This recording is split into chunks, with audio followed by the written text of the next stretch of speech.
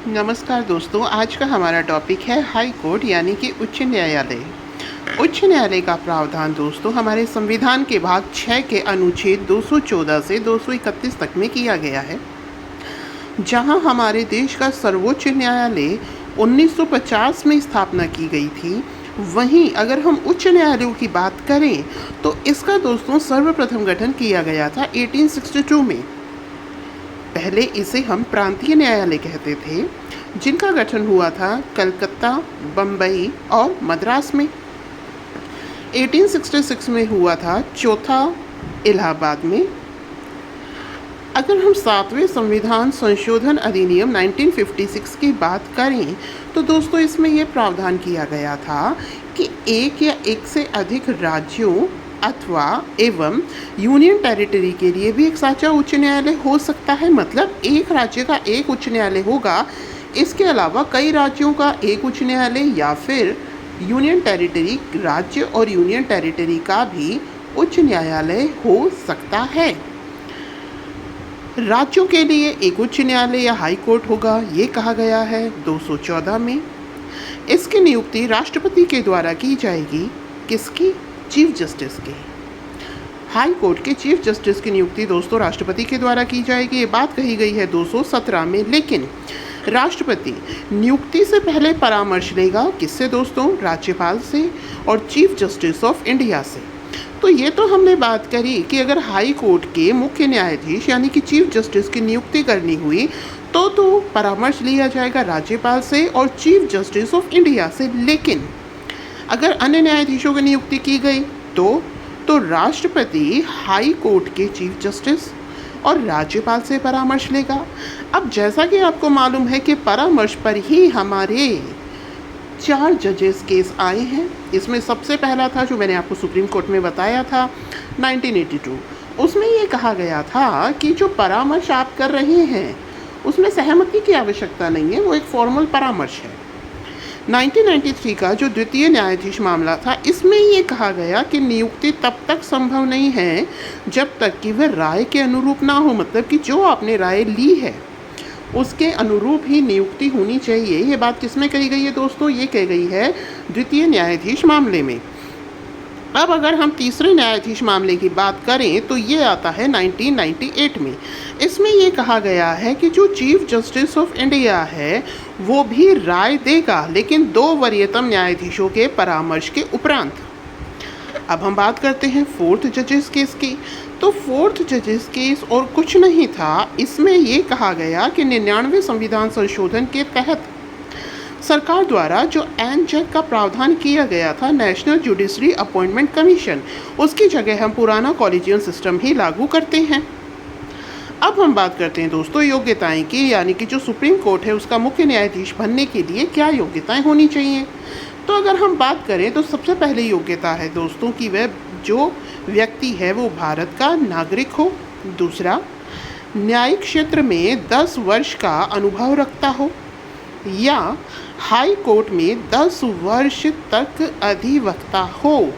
भारत का नागरिक तो हो ही, न्यायिक क्षेत्र में 10 वर्ष का अनुभव रखता हो या हाई कोर्ट में 10 वर्ष तक अधिवक्ता हो। आप यहाँ देख रहे होंगे कि यहाँ पर हमने सुप्रीम कोर्ट में दोस्तों योग्यता में देखा था कि राष्ट्रपति के मत में सम्मानित न्यायवादी हो, वो यहाँ पर नहीं है।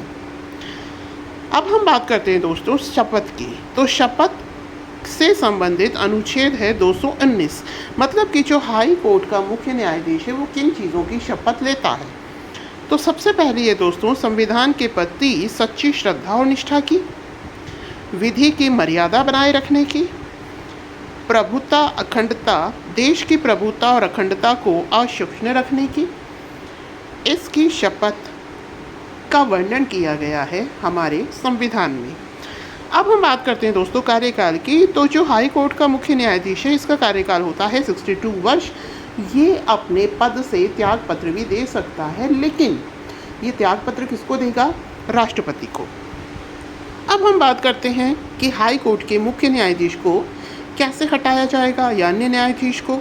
तो दोस्तों ये भी प्रावधान सुप्रीम कोर्ट के समान ही है। तो सुप्रीम कोर्ट में हमने क्या देखा था कि जो निष्कासन प्रस्ताव है वो लोकसभा या राज्यसभा में लाया जाता है। लोकसभा में कितने सदस्यों के द्वारा होना चाहिए? 100 के द्वारा। राज्यसभा में कितनों के द्वारा होना चाहिए दोस्तों? 50 के द्वारा। उसके बाद में इस प्रस्ताव को अध्यक्ष या सभापति की मंजूरी मिलनी चाहिए, यानी कि अध्यक्ष या सभापति इस प्रस्ताव को स्वीकार करें। तत्पश्चात दोस्तों ये प्रस्ताव एक 3 सदस्यीय कमेटी के पास गया था। 3 सदस्यीय कमेटी में कौन कौन होता है? सबसे पहले या तो CJI या फिर सुप्रीम कोर्ट का अन्य न्यायाधीश, दूसरा हाई कोर्ट का चीफ जस्टिस, या इसके अलावा प्रतिष्ठित न्यायवादी। तो 3 सदस्य कौन कौन हैं? पहला या तो CJI हो या फिर सुप्रीम कोर्ट का न्यायाधीश हो, और हाई कोर्ट का चीफ जस्टिस और प्रतिष्ठित न्यायवादी। ये 3 सदस्यीय समिति जो है यह जांच करेगी। जांच करने के बाद में अगर प्रस्ताव सही पाया जाता है तो वो उसे किसे भेज देती थी? अगर प्रस्ताव सही पाया जाता है तो संसद के विशेष बहुमत के द्वारा वो प्रस्ताव पारित किया जाता था, जिसे राष्ट्रपति अपनी स्वीकृति दे देता है। अब हम चलते हैं आगे। अब हम बात करते हैं योग्यताओं। ये योग्यताएं हो गई। अब हम बात करते हैं दोस्तों स्थानांतरण की। तो अगर हम स्थानांतरण की बात करें तो इसका प्रावधान अनुच्छेद 222 में किया गया है। मतलब हम न्यायाधीश का एक उच्च न्यायालय से दूसरे उच्च न्यायालय में स्थानांतरण करना चाहते हैं, तो ये जो स्थानांतरण है दोस्तों, ये स्थानांतरण राष्ट्रपति के द्वारा होगा। अब राष्ट्रपति किससे परामर्श लेगा इस स्थानांतरण हेतु? इसमें राष्ट्रपति परामर्श लेगा 4 सुप्रीम कोर्ट के न्यायाधीशों से और 2 हाई कोर्ट के चीफ जस्टिस से। ये कौन से हाई कोर्ट के चीफ जस्टिस हैं दोस्तों? एक तो उस हाई कोर्ट का जहां से न्यायाधीश को दूसरी जगह स्थानांतरित किया जा रहा है, और दूसरा वो जहां पर इसे स्थानांतरित किया जा रहा है, अर्थात जहां से या जहां पर। इन दोनों हाई कोर्ट के जो मुख्य न्यायाधीश हैं इनसे भी परामर्श लिया जाता है। आगे हम बात करते हैं दोस्तों कार्यवाहक चीफ जस्टिस की। इसका प्रावधान किया गया है 223 में। मतलब आवश्यकता पड़ने पर जो राष्ट्रपति है वो कार्यवाहक चीफ जस्टिस की भी नियुक्ति कर सकता है। ये कब आवश्यकता पड़ती है? जब भारत के न्यायाधीश अपने पद पर ना हो, ठीक है दोस्तों, या किसी भी कारणवश उनका जो पद है वो खाली चल रहा हो, तो उस अवस्था में जो राष्ट्रपति है वो कार्यवाहक चीफ जस्टिस की नियुक्ति करते हैं। इसके अतिरिक्त हम बात करते हैं अतिरिक्त और कार्यवाहक न्यायाधीश की, जिसका प्रावधान किया गया है 224 में।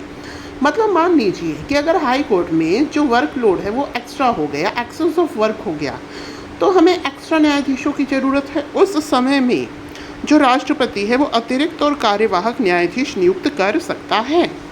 इसके अलावा हाई कोर्ट में दोस्तों सेवानिवृत्त न्यायाधीश भी नियुक्त किए जाते हैं। इसका प्रावधान किया गया है 224A में। अब हम बात करते हैं दोस्तों शक्तियों की।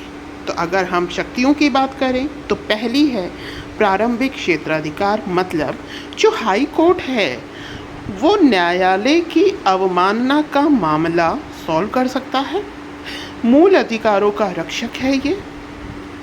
संसद सदस्य और राज्य विधानमंडल सदस्यों के निर्वाचन संबंधी मामले भी ये देखता है और संविधान की व्याख्या करता है। अर्थात ये इसका मूल प्रारंभिक क्षेत्राधिकार है। मतलब ये जो मामले हैं न्यायालय की अवमानना का, विधानमंडल के और लोकसभा के संसद सदस्यों के निर्वाचन में कोई प्रॉब्लम आई हो उसका मामला, मूल अधिकारों के हनन का कोई मामला हो, यह इसका प्रारंभिक क्षेत्राधिकार आता है दोस्तों। अब हम बात करते हैं ऋट क्षेत्राधिकार की। तो देखिए इसका जो ऋट क्षेत्राधिकार है ये सर्वोच्च न्यायालय के समान ही है। सर्वोच्च न्यायालय में हमने देखा था कि 5 प्रकार के रिट जारी करता है मूल अधिकारों की रक्षा हेतु। वो थी बंदी प्रत्यक्षीकरण, परमादेश, उत्प्रेषण, प्रतिबंध और अधिकार प्रच्छा। वहाँ पर वो मूल अधिकारों के हनन होने पर रिट जारी करता था, लेकिन हाई कोर्ट को सामान्य कानून का उल्लंघन होने पर भी रिट जारी करने की अधिकारिता है। ये एक एक्स्ट्रा कंसेप्ट है यहाँ पर। अब हम बात करते हैं अपीलीय क्षेत्राधिकार। अपीलीय क्षेत्राधिकार का मतलब क्या है कि अगर हाई कोर्ट के नीचे जो अन्य सत्र न्यायालय या फिर अधीनस्थ न्यायालय हैं, वहाँ पर कोई डिसीजन सुनाया गया है, उससे रिलेटेड उसके अगेंस्ट में ऊपर जाकर हम किधर अपील कर सकते हैं? हाई कोर्ट में कर सकते हैं दोस्तों। ठीक है, दीवानी मामले से संबंधित भी और आपराधिक मामलों से संबंधित भी अपीलीय क्षेत्राधिकार रखता है हाई कोर्ट। अब देखिए, अब यहाँ पर एक बात कही गई है कि आपराधिक मामले में सजाए मौत पर कार्यवाही से पहले हाई कोर्ट से पुष्टि लेनी पड़ती है। मतलब जो सत्र न्यायालय अधीनस्थ न्यायालय है, वो अगर सजाए मौत देता है तो पहले पुष्टि किससे करी जाएगी? उच्च न्यायालय से। एक बात और, अगर आप सर्वोच्च न्यायालय में कोई अपील ले जा रहे हैं तो वे आवश्यक है कि वो पहले कहाँ ले जा चुकी हो? उच्च न्यायालय में। अब है दोस्तों पर्यवेक्षीय क्षेत्राधिकार, अर्थात जो हाई कोर्ट है वो पर्यवेक्षण का भी कार्य करता है। मतलब उसके अधीन जितने भी न्यायालय हैं, ये उनके कार्यों को चेक करता है कि ये प्रॉपर हो रहे हैं या नहीं। इसके अलावा ये अधीनस्थ न्यायालयों पर नियंत्रण भी रखता है। इसके अलावा दोस्तों ये अभिलेख न्यायालय भी होता है। अभिलेख न्यायालय का मतलब है ये अपने पूर्व दिए हुए निर्णयों को अभिलेखित रखता है। न्यायिक पुनरावलोकन की शक्ति भी है इसके पास, अर्थात ये किसी भी न्याय को, ठीक है, क्या कर सकता है? न्यायिक पुनरावलोकन की शक्ति है। मतलब कोई भी जो विधि है वो संविधान के अनुरूप है या नहीं, इसका जजमेंट कौन कर सकता है? हाई कोर्ट कर सकता है। अब हम बात करते हैं, वर्तमान में 25 हाई कोर्ट हैं दोस्तों। जो सबसे नया हाई कोर्ट है वो आंध्र प्रदेश का हाई कोर्ट है। अगर हम बात करें राजस्थान हाई कोर्ट की तो 1949 से पहले ये जयपुर में था। अगर हम शुरुआत की बात करें तो राजस्थान में एकीकरण से पहले 3 उच्च न्यायालय होते थे दोस्तों। फिलहाल में राजस्थान का जो हाई कोर्ट है वो राज्य पुनर्गठन अधिनियम 1956 की धारा 49 के तहत कहाँ स्थापित किया गया है? जोधपुर में। राजस्थान के हाई कोर्ट के चीफ जस्टिस इस समय M श्रीवास्तव हैं। दोस्तों इस टॉपिक पर जितनी इन्फॉर्मेशन मुझे समझ में आई मैंने आपको दे दी है। हो सकता है आपको पसंद आया होगा, तो जैसा भी हो बताइएगा। धन्यवाद। Have a nice day.